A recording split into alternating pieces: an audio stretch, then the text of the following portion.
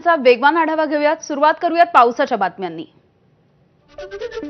धाराशिवमधल्या भूम आणि परांडा तालुक्यामधील वडनेर, ढगपिंपरी, रुई, देवगाव, नरसाळे वस्ती गावामध्ये 48 लोक पुराच्या पाण्यामध्ये अडकले। नाशिकवरून हेलिकॉप्टरमधून रेस्क्यू टीम दाखल, लोकांना सुरक्षित ठिकाणी हलवण्याचं काम सुरू आहे। जालन्यामधील विरेगाव इथे पुराच्या पाण्यामुळे शेतकरी शेतामध्ये अडकून पडले। शेताच्या शेजारील कल्याणी नदीला अचानकपणे पूर आल्यामुळे शेतकरी शेतामध्ये अडकून पडले। बीडमधल्या शिरूर तालुक्यामध्ये पावसाचा हाहाकार। मध्यरात्री आलेल्या पावसामुळे नदीला पूर आल्यामुळे घरामध्ये पाणीच पाणी, बाळाला दूध पाजण्यासाठी वाटी सुद्धा शिल्लक राहिलेली नाही, असं म्हणत पूरग्रस्त भागामधल्या महिलांच्या अश्रूंचा बांध फुटला। बीड जिल्ह्याला पावसानं झोडपून काढलं। शिरूर कासारमध्ये दमदार पाऊस, सिंदफना नदीला पूर। पुराचं पाणी परिसरामधल्या घरांमध्ये आणि दुकानांमध्ये शिरलंय। सिंदफना नदीने रौद्र रूप धारण केलं असून तहसील प्रशासनाकडून नागरिकांना सतर्कतेचा इशारा। बीडमधल्या शिरूर इथल्या सिंदफना नदीने रौद्र रूप धारण केलं। मध्यरात्री झालेल्या पावसामुळे नदीकाठावरच्या परिसरामधल्या अनेक घरांसह दुकानांमध्ये पाणीच पाणी।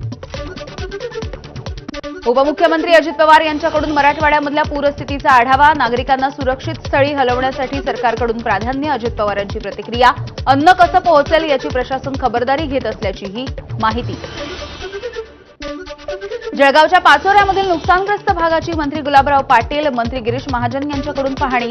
नुकसानग्रस्तांना तातडीनं मदत देण्याचं आश्वासन। सिल्लोड तालुक्यामधल्या ग्रामीण भागामध्ये आमदार अब्दुल सत्तार यांच्याकडून पाहणी। पाण्यामधून वाट काढत सत्तार हे शेतामध्ये पोहोचले। जालन्यामधल्या मंठा तालुक्यामधल्या वाघोडा गावामध्ये जोरदार पाऊस कोसळतोय। गावाच्या भोवती पुराच्या पाण्याचा वेढा। ग्रामस्थांनी गर्भवती महिलेला खांद्यावरून रुग्णालयामध्ये पोहोचवलं। छत्रपती संभाजीनगरच्या कन्नड तालुक्यामध्ये पावसाची दमदारपणे हजेरी। घाटशेंद्रा गावामधल्या घराघरामध्ये पावसाचं पाणी शिरलंय। बुलडाण्याच्या सिंदखेड राजा तालुक्यामधील डोधरा नदीला पूर आलाय। रुमणा गावामध्ये नदीचं पाणी शिरल्यामुळे अनेक कुटुंबांना सुरक्षित ठिकाणी हलवलं। काही वृद्धांना आणि लहान मुलांना गावामधल्या तरुणांनी पाठीवरती घेऊन सुरक्षित ठिकाणी हलवलंय। लातूरच्या औसामध्ये रात्रभर अतिवृष्टी। भेटा, अंदोरा या गावांचा संपर्कही तुटला। मध्यरात्रीपासून सकाळपर्यंत सुरू असलेल्या पावसामुळे सर्वत्र पाणीच पाणी। सांगोला तालुक्याला पुन्हा एकदा पावसाचा दणका। महूद जवळचा पूल वाहून गेल्यामुळे सांगोला अकलूज वाहतूक पूर्णपणे बंद झाली आहे।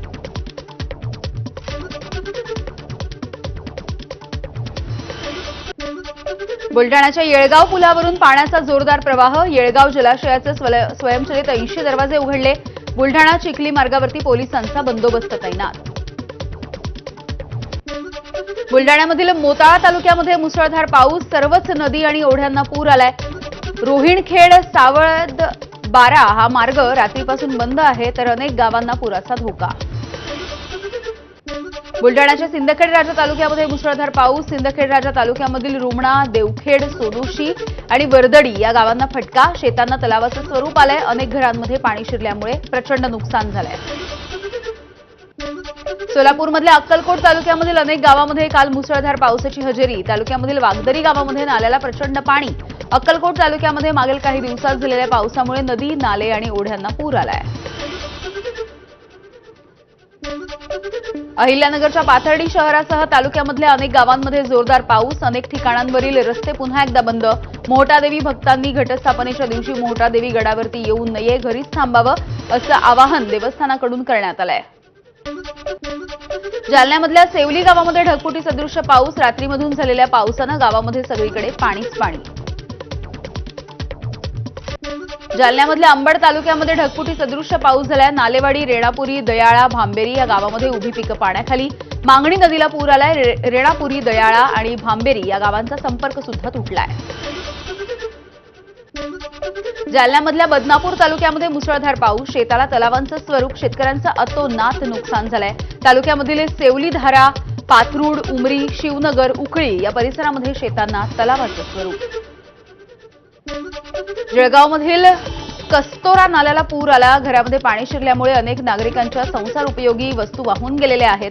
शासनानं तातडीनं मदत करावी अशी मागणी होतीये।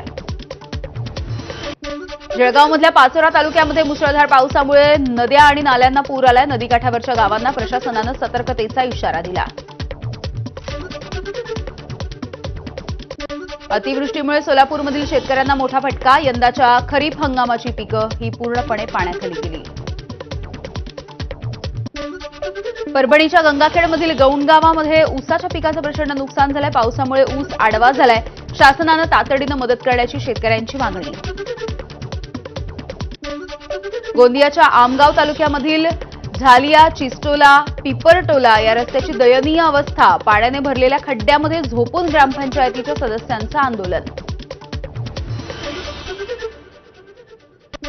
धाराशिवच्या परांडा तालुक्यामधील कांदलगाव इथे पावसामुळे भीषण स्थिती निर्माण झाली आहे. पिकं पाण्याखाली गेली आहेत. शेतीच्या पिकांचं मोठं नुकसान झालंय. जळगावमधील पाचोऱ्यासह अजिंठा घाट माथ्यावरती झालेल्या मुसळधार पावसामुळे आता जनजीवन विस्कळीत होत आहे. तालुक्यामधील हिवरा, अग्नवती यासोबतच इतर काही नद्यांना सुद्धा पूर आलेला आहे. अनेक भागामध्ये घरांमध्ये पाणी शिरलंय. या भागाची आमदार किशोर पाटील यांच्यासह स्थानिक प्रशासनाच्या वतीनं पाहणी करण्यात आली. धाराशिवच्या भूम तालुक्यामधील बाणगंगा नदीला पूर आला. लाखी इथे नदीकाठच्या शेत शिवारामध्ये पाणीच पाणी. पावसामुळे शेतकऱ्यांचं अतोनात नुकसान झालंय. अनेक गावं आणि शहरामधल्या सखल भागांमध्ये पाणी शिरल्यामुळे शेतीचं नुकसान. धाराशिवच्या भूम इथे पुराच्या पाण्यामध्ये अडकून महिलेचा मृत्यू. मुसळधार पावसामुळे हिवरडा इथल्या पाझर तलाव सुद्धा फुटला. भूममधील बाणगंगा, नळी, बेलगाव, अंतरगाव, लाखी इथल्या नद्यांना पूर आलाय. अनेक गावांमध्ये पाणी शिरल्यामुळे संसार उपयोगी साहित्याचं नुकसान. धाराशिवच्या परांडा तालुक्यामधील देवगावमध्ये पुराच्या पाण्यामुळे लोकांनी घराच्या पत्र्यावरती जाऊन आसरा घेतलाय. देवघर खुर्द इथे चांदणी नदीला आलेल्या पुरामुळे नागरिकांचे हाल. धाराशिवच्या भूम आणि परांडा तालुक्यामध्ये पावसाचा हाहाकार. चांदणी नदीने रौद्ररूप धारण केलंय. चावडी शाळा आणि घराघरांमध्ये पाणी. जीवनावश्यक वस्तूंचं नुकसान.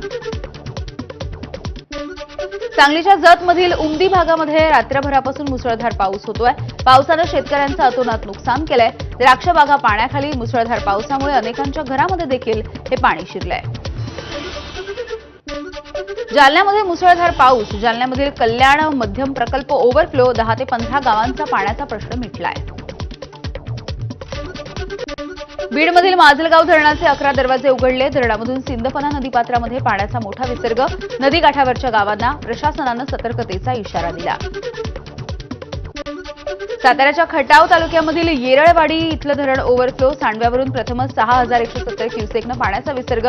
दुष्काळी भागामधील एखाद्या धरणामधून प्रतिसेकंद 6000 क्युसेकपेक्षा अधिक पाण्याचा विसर्ग होत असल्यामुळे आश्चर्य व्यक्त.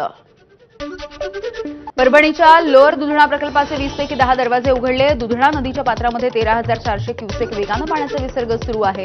त्यामुळे नदीला पूर आलाय आणि नदीकाठावरच्या गावांमधल्या पिकांचं मात्र नुकसान झालंय. छत्रपती संभाजीनगरमधील कसनेर इथे धारेश्वर धबधबा प्रवाहित. डोंगर माथ्यावरचे ओढे आणि नाले सुद्धा प्रवाहित झाले. छत्रपती संभाजीनगर जिल्ह्यामध्ये पहाटेपासून कुठे मध्यम तर कुठे जोरदार पाऊस बरसतोय. पावसामुळे कन्नड तालुक्यामधल्या वाकी नदीला पुन्हा एकदा पूर आलाय. पैठण तालुक्यामध्ये सुद्धा दमदार पावसाची हजेरी. आणि यानंतर बुलेटिनमध्ये अगदी छोटासा ब्रेक. बघत रहा एबीपी माझा.